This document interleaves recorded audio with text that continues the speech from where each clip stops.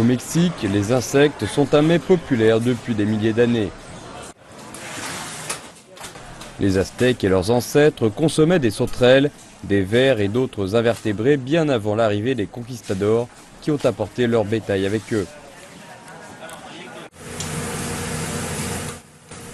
Aujourd'hui, les insectes demeurent un mets populaire sur les marchés traditionnels mexicains.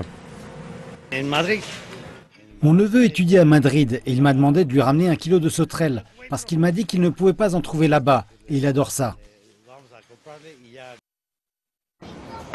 Muchas gracias. While insects are traditionally eaten in areas where Alors que les insectes sont traditionnellement consommés dans des régions où dominent les cultures indigènes, un autre groupe de personnes commence à s'intéresser sérieusement à ces insectes grillés. Riches en protéines, abondants et répondant davantage à des normes éthiques que les mammifères comme source de nourriture, les végétariens au Mexique commencent à percevoir les insectes comme un aliment de base.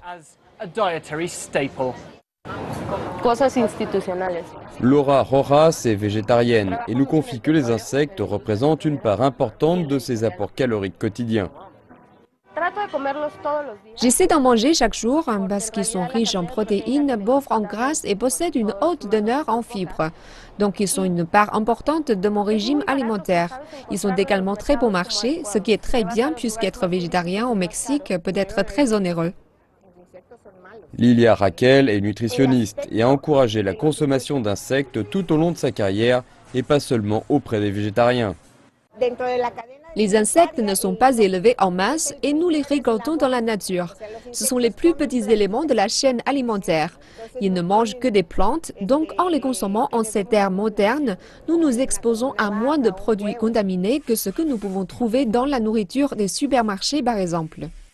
Alors que le statut des insectes change au Mexique, d'un cas traditionnel à une alternative alimentaire plus consciente de la santé, les personnes derrière ce mouvement estiment que cela transcende les frontières culturelles.